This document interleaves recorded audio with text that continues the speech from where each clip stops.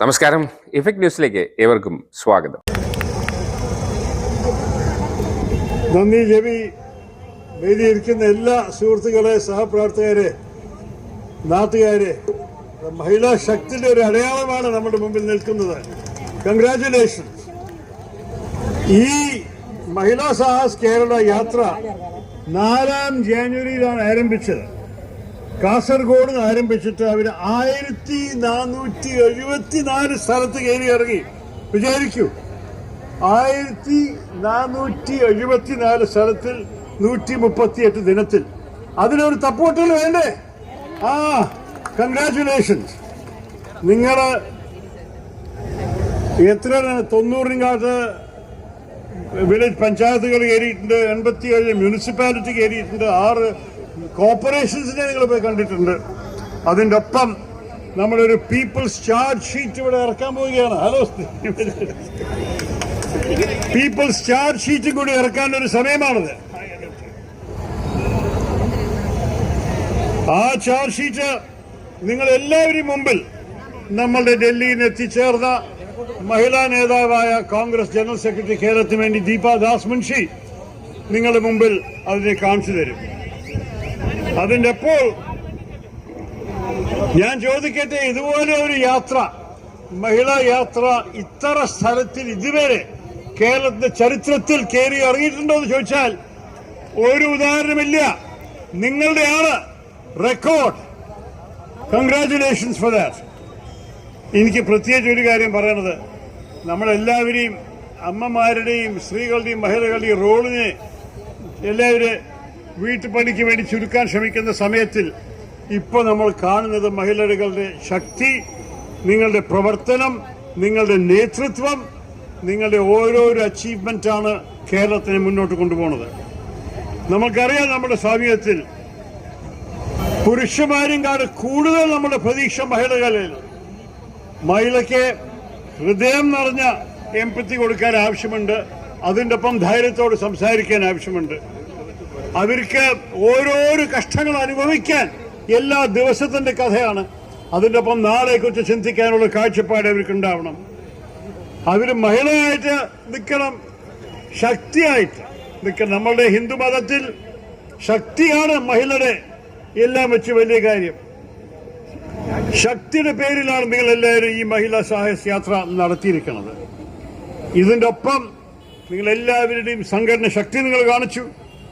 Grass റൂട്ട്സിന്റെ ഒപ്പം, വേരിന്റെ ഒപ്പം നിങ്ങൾ നിന്നിട്ട് സാധാരണ മഹിളകളുടെ ഓരോരോ വിഷയങ്ങൾ ഈ തിരുവനന്തപുരം തലസ്ഥാനത്തിന്റെ സെക്രട്ടേറിയറ്റിന് മുമ്പിൽ എത്തിച്ചു. അതിനെ എനിക്ക് ഒരു അഭിവാദ്യം പറയാനുണ്ട് നിങ്ങൾ എല്ലാവർക്കും. ഈ ചാർജ് ഷീറ്റ് മുഖ്യമന്ത്രിയുടെ കയ്യിൽ എത്തിക്കാനാണ് നമ്മളുടെ ഉദ്ദേശം. നിങ്ങൾക്ക് എല്ലാവർക്കും അറിയണം, നിങ്ങൾ ആവശ്യപ്പെടുന്ന ഓരോരോ കാര്യങ്ങൾ, ഈ സംസ്ഥാനത്തെ ഓരോരോ നിയമങ്ങൾ, ആരോഗ്യ മേഖലയിൽ, വിദ്യാഭ്യാസ മേഖലയിൽ, തൊഴിൽ മേഖലയിൽ, സോഷ്യൽ സെക്യൂരിറ്റി പ്രശ്നങ്ങളെല്ലാം നിങ്ങൾ ആവശ്യപ്പെടുന്നത് ന്യായമുണ്ട്. അതിനുവേണ്ടി ഞങ്ങൾ എല്ലാവരും 100% പിന്തുണ നിങ്ങൾക്ക് കാണും. അതിൻ്റെ ഒപ്പം നമുക്ക് പല കാര്യങ്ങൾ ചെയ്യാനുണ്ട്. ഇതോടെ ഈ യാത്രത്തിന്റെ സമാപനമായി കാണരുത്. നിങ്ങൾ ആവശ്യപ്പെടുന്ന ഓരോരോ കാര്യങ്ങൾക്ക് വേണ്ടി നമ്മൾ ഫോളോ അപ്പ് ചെയ്യണം. എന്താ സംഭവിച്ചതെന്ന് ചോദിച്ചുകൊണ്ടിരിക്കണം. സംസ്ഥാന സർക്കാരിന്റെ അക്കൗണ്ടബിലിറ്റി നമ്മൾ ചോദിക്കണം. എന്തായിരിക്കും ഓരോരോ കാര്യത്തിന്റെ മറുപടി? എനിക്കറിയാം, അവർക്കൊന്നും പറയാനുണ്ടാവില്ല. പക്ഷെ നമ്മൾ അവരെ ആ വെല്ലുവിളി നേരിട്ട് ചോദിക്കണം. ഈ കാലത്ത് ഞാൻ ഓരോരോ ഫിഗർ നോക്കുകയായിരുന്നു. മഹിളകളുടെ പ്രത്യേകിച്ച് വിഷയം, തൊഴിലുള്ള മഹിളകൾക്കും കൂടി അതിന് ഇംഗ്ലീഷിൽ പറയും വൾനറബിൾ എംപ്ലോയ്മെന്റ്. അതിന്റെ അർത്ഥം ചെറിയ ജോലികൾ, ചെറിയ സെക്യൂരിറ്റി ജോലികൾ, എപ്പോൾ വേണമെങ്കിലും ഡെയിലി വേജ് പോലെ ആയിട്ട് പിരിച്ചുവിടാൻ സാധിക്കുന്ന ജോലികൾ. ഇതിനാണ് 79% തൊഴിലുള്ള മഹിളകൾക്ക് ചെയ്യേണ്ടത്. പുരുഷന്മാർക്ക് അത്ര മോശമല്ല. അതുമാത്രമല്ല, നമ്മളുടെ ആശാ വർക്കേഴ്സ്, നിങ്ങൾക്ക് അറിയാമല്ലോ, അതിനുവേണ്ടി നമ്മൾ എല്ലാവരും ആജിറ്റേഷൻ നടത്തി. അംഗൻവാടി വർക്കേഴ്സ്, നഴ്സുമാര്, എല്ലാത്തിലും മഹിളമാരും ചെയ്യുന്ന പ്രവർത്തനത്തിനൊക്കെ ശരിക്കുള്ള ശമ്പളം കിട്ടുന്നില്ല. ശരിക്കുള്ള ശമ്പളം സമയത്ത് കിട്ടുന്നില്ല. ബെനിഫിറ്റ്സ് തീരെ ഇല്ല. ഭയങ്കര കൂടുതൽ പ്രവർത്തനം, കൂടുതൽ ഉത്തരവാദിത്തമുള്ള ജോലികളാണ്. പക്ഷെ അവരെ സേവനം അംഗീകരിക്കാൻ ആൾക്കാർ ഇവിടെ ഇല്ല ഈ സർക്കാരിൻ്റെ അകത്ത്. അതുകൊണ്ടാണ് നമ്മൾ പറയുന്നത് fair wages and fair recognition. നിങ്ങളുടെ സേവനം ഈ സർക്കാർ അംഗീകരിക്കണം, മനസ്സിലാക്കണം, എന്നിട്ട് അതിൻ്റെ ആവശ്യമുള്ള വേജസ്, ശമ്പളം തരണം. അത് നിർബന്ധമാണ്. അതിൻ്റെ ഒപ്പം തന്നെ നമ്മൾക്കറിയണമല്ലോ, വീട്ടമ്മമാർക്കും നമ്മൾ സംസാരിക്കുന്നു, അവരും പല ബുദ്ധിമുട്ടുകൾ അനുഭവിക്കുന്നു. വിലക്കയറ്റം ഇങ്ങനെ വന്നുകൊണ്ടിരിക്കുമ്പോൾ ആദ്യത്തെ ബുദ്ധിമുട്ട് അവർക്കാണ്. കുടുംബത്തിന് ഭക്ഷണം കൊടുക്കാൻ, കുടുംബത്തെ വളർത്താൻ. നമ്മൾ KMCC പ്രസിഡന്റ് എത്തി. അപ്പോ തൊഴിലുള്ള സ്ത്രീകൾ മാത്രമല്ല, വീട്ടമ്മമാർക്കും വേണ്ടിയിട്ടാണ് നമ്മൾ എല്ലാവർക്കും സംസാരിക്കുന്നത് ഇവിടെ. അതിൻ്റെ ഒപ്പം ഞാൻ കൂടി പറയട്ടെ, നമുക്ക് രാഷ്ട്രീയത്തിൽ മഹിളകളുടെ ഒരു പോരായ്മ. ഞാൻ കുറേയായി സംസാരിക്കുന്നു. നിങ്ങൾക്കറിയാം, നമ്മുടെ പാർലമെന്റ് അടുത്ത തെരഞ്ഞെടുപ്പ് മുതൽക്ക് 33% റിസർവേഷൻ ലോക്സഭയിൽ കൊണ്ടുവരുന്നുണ്ട്. അത് വലിയ ഗുണം ചെയ്യും.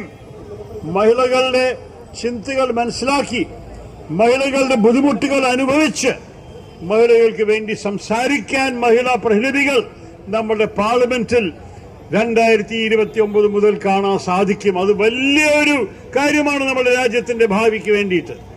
നിങ്ങൾ എല്ലാവരും രാഷ്ട്രീയ താല്പര്യമുള്ള മഹിളകൾ ഇതിനു വേണ്ടിയിട്ടും മുന്നോട്ട് നിങ്ങൾ കൈയിറക്കണം. എനിക്ക് അവസാനത്തെ ഒരു കാര്യം കൂടി പറയാനുള്ളത്, നമ്മുടെ തൊഴിലിന്റെ സ്ഥിതി. കേരളത്തിൽ മൊത്തം നമ്മളുടെ ഒഫീഷ്യൽ ഡേറ്റ പ്രകാരം, അത് ശരിക്കുള്ള ഡേറ്റ ആണെന്ന് പറയാൻ ബുദ്ധിമുട്ടാണ്, പക്ഷെ അതിന്റെ പ്രകാരം കേരളത്തിന്റെ തൊഴിലില്ലായ്മ 6.7%. പക്ഷേ മഹിളാ തൊഴിലില്ലായ്മ 14.1%. ശരിക്കും യാഥാർത്ഥ്യം നോക്കിക്കൊള്ളാണ് അതിനേക്കാളും കൂടുതലായിരിക്കും രണ്ടും. എന്നിട്ട് മഹിളാ ശമ്പളങ്ങൾ പുരുഷന്മാരുടെ ശമ്പളങ്ങളുടെ 40%, 50%-മേ ഉള്ളൂ. ഈ അന്യായങ്ങൾ എതിരെ നമ്മൾ സംസാരിക്കും. ഈ അന്യായങ്ങളെ പുരുഷന്മാർ നിൽക്കും. ഇനി നിങ്ങളുടെ ഈ യാത്രയുടെ ഓരോരോ കാര്യങ്ങൾ, ഓരോരോ ആവശ്യങ്ങൾ ജനങ്ങളുടെ മുമ്പിലും നമ്മൾ വിടും. സംസ്ഥാന സർക്കാരിന്റെ ഒരു വെല്ലുവിളി കൊടുത്തിട്ട് നിങ്ങളിതിനെ പൂർത്തിയാക്കുന്നത് കൂടി പറയും. അത് മാത്രം പറഞ്ഞു ഒരിക്കലും കൂടി ഈ യാത്രയിൽ നടന്ന എല്ലാ മഹിളകൾക്കും എന്റെ കൺഗ്രാറ്റുലേഷൻസ്. ഇനി വരാൻ പോകുന്ന ഓരോരോ കാര്യത്തിലും നിങ്ങളുടെ ഓരോരോ ഡിമാൻഡിനെ പൂർത്തിയാക്കാൻ ഞങ്ങൾ എല്ലാവരെയും പിന്തുണ എപ്പോഴും ഉണ്ടാകും കൂടി പറഞ്ഞ് വാക്ക് ചുരുക്കുന്നു. നന്ദി, നമസ്കാരം, ജയ് ഹിന്ദ്. വാർത്തകളും വിശേഷങ്ങളും ഇവിടെ അവസാനിക്കുന്നില്ല. കൂടുതൽ വാർത്തകളും വിശേഷങ്ങളുമായി വീണ്ടും കണ്ടുമുട്ടുന്നതുവരെ ഇവർക്കും നന്ദി, നമസ്കാരം.